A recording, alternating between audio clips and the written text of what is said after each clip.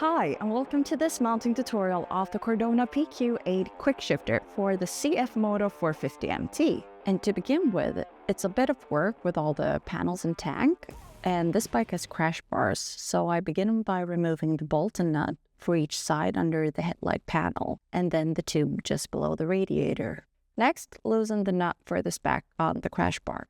You'll need to hold the other side because this is a through axle, and we're not removing the axle itself, just the nut to free up the rear of the crash bar. Remove the bolts down here behind the radiator and you can take the crash bar off. Do the same on the other side.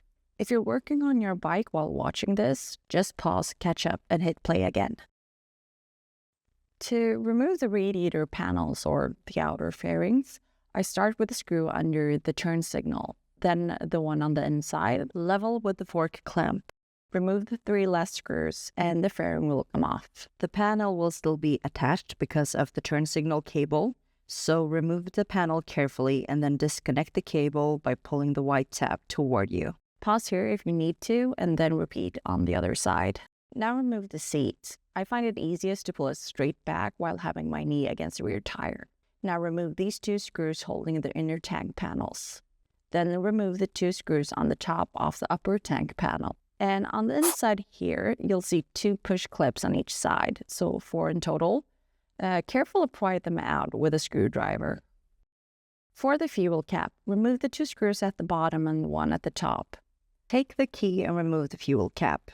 Place some paper so nothing drops into the tank. Then remove the upper panel and you can put back the fuel cap if you want to. Now remove the screws on each side underneath the panel you just took off. Then on both sides, remove these 2 bolts, this screw underneath, 3 screws on the inside of the panel, and note that the top one comes out from the outside, and 1 more down by the radiator. On the right side of the bike, remove the screw just above the oil cap. Release this connector by pulling the white tab back and free the cable from the zip tie. Now you can remove the inner panels on both sides. And the plastic clasps here remain on the tag sometimes, so use a removal tool to get them off and put them back onto the panels. Remove these rear tag bolts. Lift the back of the tank slightly and wedge something underneath to create a bit of room. And on the right side, disconnect the fuel hose and the 2 connectors here and here. Wiggle them off their mounts and just unplug them. I put paper underneath the fuel hose before disconnecting it, just in case it drips. On the left side of the tank, disconnect the hose. Use pliers if needed, and there's also 1 less hose at the front, and I couldn't get a good angle on it, but you'll see it, so disconnect that one as well. Now you can lift the tank off, and this is where the Cordona part begins. Start by measuring the distance between the shift peg and the ground. Here it is about 35 centimeters, so roughly 14 inches for my non-metric friends. And then note this, and then remove the shift rod. And now for the quick shifter. First, be aware that the parts use both right hand and left hand threads.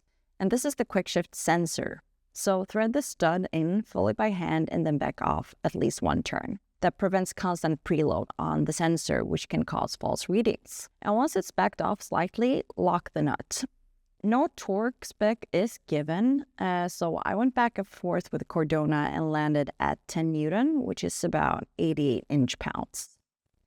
Do the same with the rod end, the uniball, and make sure the cable is aligned straight along the side. You can use Loctite on the nuts as per Cordona's instructions, but personally I don't. I just stick to the 10 Newton. Now the rod. Thread the end all the way in, then thread it into the sensor fully as well. Make sure that the lock nuts meet. When you rotate the rod while holding both ends still, you'll see the adjustment increase evenly on both sides. If you still have the original shift rod, you can match the length. Mount the new shift rod and apply Loctite to the shift rod bolts. Common torque here is 10 Newton or 88 inch-pounds. Bring the sensor cable up and inside of the frame toward the rear.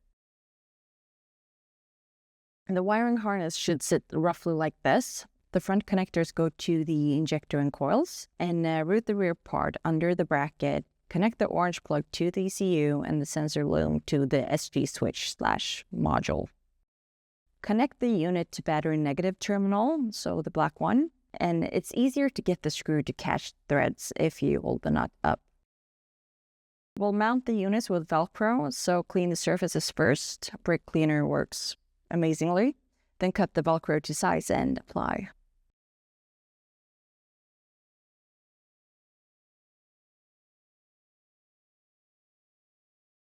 Moving to the front.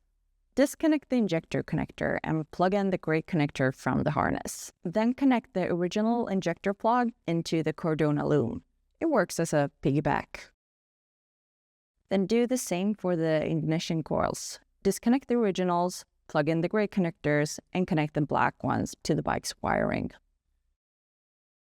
Tidy up the harness, secure it with zip ties, and trim the ends.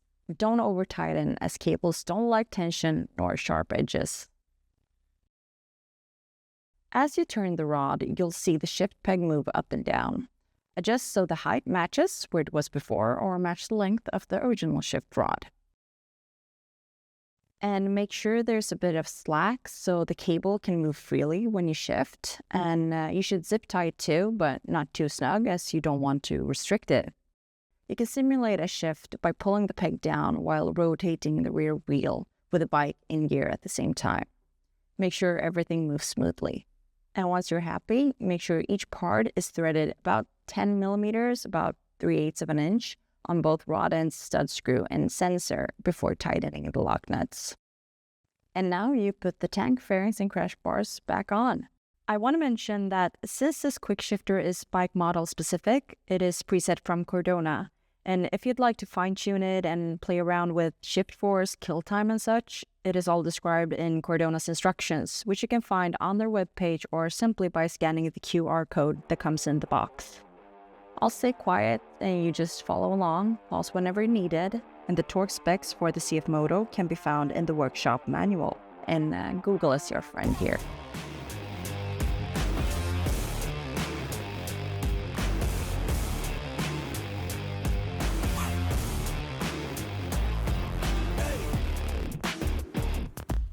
Here I use compressed air to get rid of any dirt before lifting the fuel cap.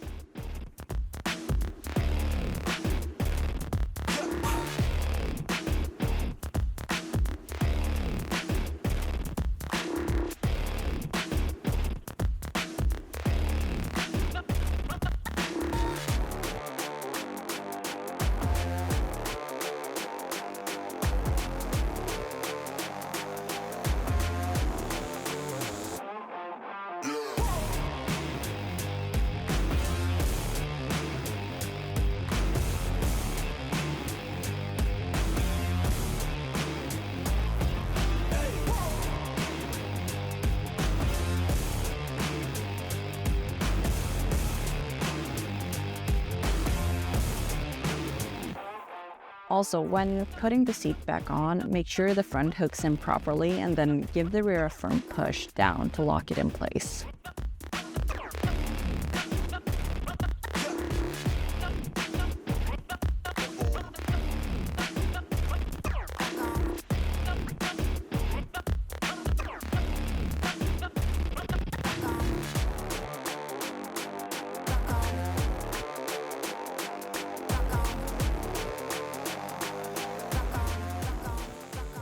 That's all on how to mount the Cordona PQ8 Quickshifter on a CF Moto 450MT.